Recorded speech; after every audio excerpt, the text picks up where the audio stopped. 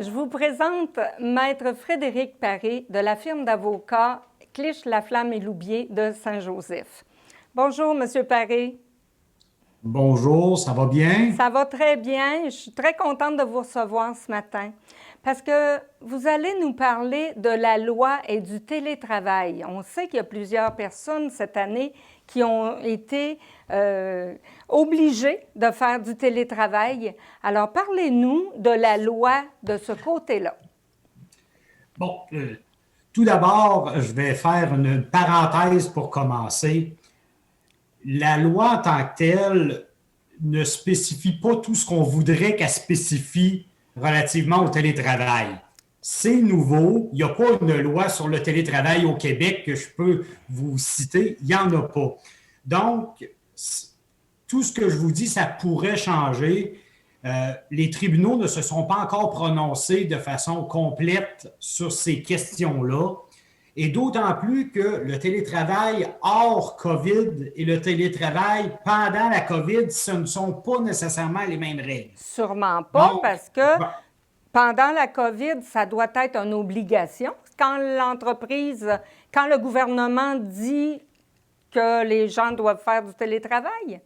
pour mettre les bases du droit et du télétravail, le télétravail, c'est une condition de travail. Donc, ça fait partie de notre contrat de travail avec notre employeur. Donc, pour changer le contrat de travail, ça prend une nouvelle entente avec notre employeur. Notre employeur ne peut pas unilatéralement changer les conditions salariales. Il ne peut pas unilatéralement non plus changer le mode de travail, qui soit en télétravail ou en présentiel. Cependant, il y a une exception à ça. Comme depuis le 17 février, c'est écrit j'allais dire dans la loi, c'est pas vraiment une loi, c'est plus un décret ministériel, mais je n'irai pas dans les détails techniques. Depuis le 17 décembre 2020, on a une obligation de la part du gouvernement de travailler en télétravail. Et là, le télétravail est obligatoire, sauf exception. Alors là, maintenant, les employeurs ont une raison législative. Ils sont obligés par le gouvernement à forcer le télétravail. Alors, ça change un peu les règles. Donc, ce que je vous dis aujourd'hui, je vais essayer de toujours vous faire les deux scénarios, c'est-à-dire le scénario 2020-2021, puis je vais dire 2020, début 2021. On va espérer que les affaires de confinement puis de télétravail obligatoire, ça va se terminer rapidement. Mais je vais aussi vous faire le scénario, qu'est-ce qui va arriver dans le futur, là. En 2022-2023, j'espère qu'on ne sera plus dans le COVID. Mais est-ce que le télétravail va encore exister? C'est sûr et certain. Oui, probablement. C'est pas quelque chose qui va s'en aller. Ça existait avant, ça existera de plus en plus et ça va avoir des impacts. Alors tout ça, là, on va essayer d'en discuter. On n'a pas 4 heures devant nous. Non. Je suis un avocat, je parle beaucoup. Je vais essayer de me restreindre, mais je vais répondre à vos questions. Donc, est-ce qu'un employeur peut m'obliger à faire du télétravail? Bon. Question importante. La réponse, c'est non. OK? Comme je vous ai dit tantôt, c'est une condition de travail. Si j'ai un contrat de travail à l'employeur, quand il m'a embauché, il m'a dit que je restais que je restais pas chez moi, que j'étais dans tel bureau, dans tel coin. C'est ça mes conditions de travail. Pour les changer, ça prend une négociation du contrat de travail. On comprend que des fois, l'employeur impose certaines choses, mais c'est ça. Sauf, et là, je reviens à ce que j'ai dit tantôt, sauf depuis le 17 décembre 2020. Okay. Alors, depuis ce temps-là, il y a une obligation législative. Ce n'est pas un choix qu'a l'employeur. L'employeur, c'est pas compliqué. Si vous ne travaillez pas de la maison, je n'ai pas le droit de vous faire travailler à la... Alors là, c'est plus un choix. Alors oui, dans ce cas-là, dans le cas très spécifique, et je ne vous parle même pas de avant le 17 décembre, parce qu'avant le 17 décembre, il n'y avait pas cette obligation-là. Non. Donc, ça prend un décret ministériel qui force le télétravail pour que les employeurs puissent le forcer. Maintenant, un contrat de travail, ça se négocie. Un contrat de travail, à un moment donné, on peut le changer. Alors, peut-être que des employeurs vont vouloir l'obliger, dépendamment des résultats puis de comment que ça fonctionne. Parce qu'il y a certains emplois que ça va très bien en télétravail, le travail se fait très bien, d'autres emplois que ça va un petit peu moins bien. Sûrement. Mais on voit dans l'avenir, dans notre boule de cristal, on voit que probablement il y aura plus de télétravail. L'employeur, au lieu de payer, je ne sais pas moi, 50 000 pieds carrés pour ses bureaux, en aura peut-être besoin de 30 000 pieds. Il y aura des bureaux partagés. Il y aura peut-être des 2 jours à la maison, 3 jours au travail. Toutes des choses qui pourront se discuter maintenant que les outils technologiques ont. Il y a 2 ans, faire du télétravail était beaucoup plus difficile qu'aujourd'hui à cause des outils technologiques. Ça se développe très rapidement. Le besoin est là, donc l'innovation se fait. Et ça va amener. Donc, les prochains contrats de travail ont probablement de plus en plus parlé de cela. Oui. Les conventions collectives, on va voir arriver ça dans les conventions collectives. Ça va devenir des demandes syndicales et ou des demandes patronales. Alors, tout ça devra être encadré dans des contrats de travail de plus en plus. Par contre, si moi, je fais du télétravail et que chez moi, je n'ai pas l'Internet nécessaire pour me le permettre, est-ce que comment je vais fonctionner? Est-ce que je conserve mon emploi quand même? Bon. Là-dessus, la question, les décisions finales des tribunaux ne sont pas encore faites nécessairement sur cette question pointue-là.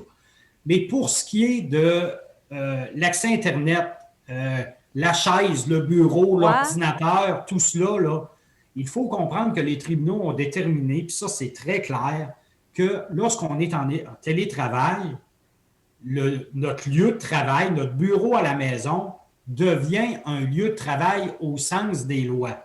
Donc, par exemple, au niveau de la CNESST, ça devient un lieu de travail. D'accord. Alors, l'employeur qui a des obligations, je prends l'exemple de la CNESST parce que c'est plus facile de se l'imaginer, mais en vertu des obligations de la loi sur la santé et la sécurité au travail, l'employeur a l'obligation de faire en sorte que le milieu de travail soit sain. Puis, il y a des obligations relatives pour protéger qu'il n'y ait pas d'accident du travail. Oui. Et ça va s'appliquer à la maison. Donc, d'un côté, la loi est muette à l'effet de qui doit payer pour cela. La jurisprudence est venue dire que, comme c'est chez nous, c'est à nous de payer pour ça. Alors, le bureau, la chaise n'a pas à être remboursé par l'employeur.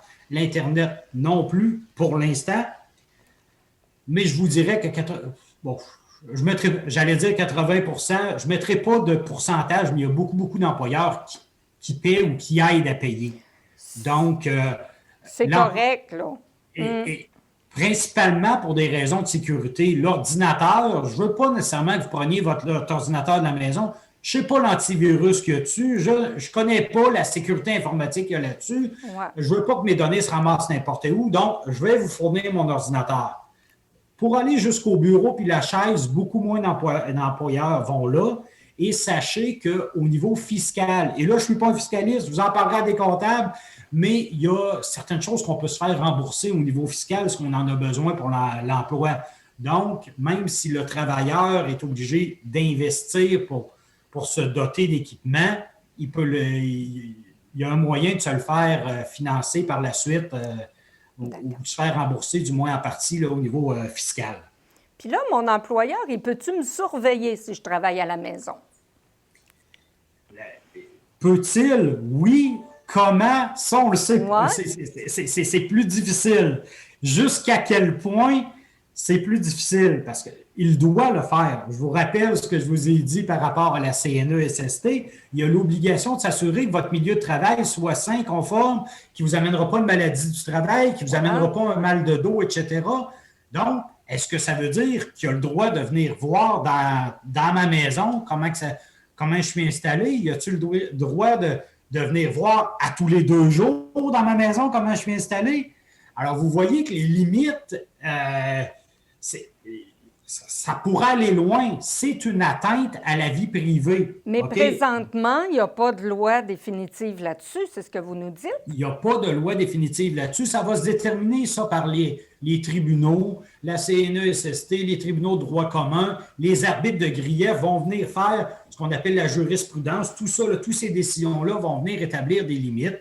Présentement, il n'y a pas beaucoup de décisions, je vous le dis. Il n'y en a pas beaucoup parce que non seulement les tribunaux aussi ont été fermés pendant presque 6 mois de temps. Ah oui. Donc, ça a fait en Ça n'a sorte pas qu'on avancé, là. ça n'a pas avancé au niveau juridique. Puis le juridique qui suit tout le temps la société. La société change et après ça, les lois changent. Ça devrait être le contraire, mais malheureusement, c'est comme ça que ça arrive. Alors, les lois arrivent tout le temps un petit peu en retard. Présentement, ce qui semble être un plus ou moins consensus, c'est que l'employeur, pour aller chez vous, ça prend un motif plus que je veux juste aller voir comment tu es installé. OK? Ouais. Ça prend plus que ça. S'il veut juste voir comment il est installé, on a toutes des caméras sur nos téléphones maintenant. Au pire, allez, on sort le vieux Kodak, on prend 2-3 photos, puis on l'envoie, et ça devrait satisfaire l'employeur. Ouais. Et l'employeur n'a pas à rentrer chez nous. Si on doit garder, s'il y a des objets qu'on doit garder, puis il y a une question de sécurité, peut-être que là, l'employeur pourrait se qualifier, mais dans 99% des cas, selon moi, une photo de notre lieu de travail, comment que ça fonctionne, ça va. Et si l'employeur veut regarder ce qu'il y a dans notre ordinateur, là, les outils, les programmes d'espionnage, puis pour regarder dans l'ordinateur, ça, il y a beaucoup plus de décisions. Okay. Quand l'ordinateur est fourni par l'employeur, c'est son ordinateur, ce sont ses données qu'ils ont dans l'ordinateur. Alors, si vous prenez une pause puis que vous allez voir quelque chose sur Internet, vous allez voir de la pornographie sur Internet, c'est le cas classique. L'employeur a le droit de le savoir, puis il a le droit de vous interdire de le faire. Donc, l'ordinateur du bureau ne devrait pas servir à des choses comme ça. Vous downloadez des films et de la musique avec ça. Est-ce que vous êtes en train de pirater des choses qui pourraient mettre l'employeur dans l'embarras plus tard? C'est toutes des choses que l'employeur a le droit de vous surveiller. Le temps file très rapidement, là. En terminant, là, est-ce que vous avez des conseils importants et nécessaires à dire aux employés? Aux employés et aux employeurs, la chose importante, discutez. Mettez ça clair. Wow. OK? Je parlais de surveiller dans l'ordinateur. Vous êtes un employeur, vous voulez surveiller, dites-le à vos employés. Mettez pas le programme, puis après ça, dire ça met des problèmes. Ouais. Quand ça fait partie du contrat de travail qu'on l'a expliqué, ça passe toujours mieux.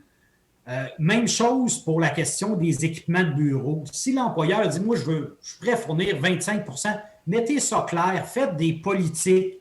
Les écrits restent, les paroles s'envolent. Il n'y a rien de mieux qu'envoyer un courriel à tout le monde. Bon, voici, nous autres, c'est ça qu'on veut. Puis des fois, peut-être que pour une raison fiscale, pour les employés, fournir leur bureau, ça ne leur dérange pas. Ouais. Ce qu'ils veulent plus, c'est la fourniture ils veulent qu'on participe pour payer l'Internet. Bien, parlez-en. C'est comme ça qu'on va avoir une meilleure entente entre les employeurs et les employés, puis on va éviter des problèmes. C'est certain. Alors, on termine là-dessus, Maître Paré. On vous remercie infiniment d'avoir été avec nous aujourd'hui et passez une agréable journée.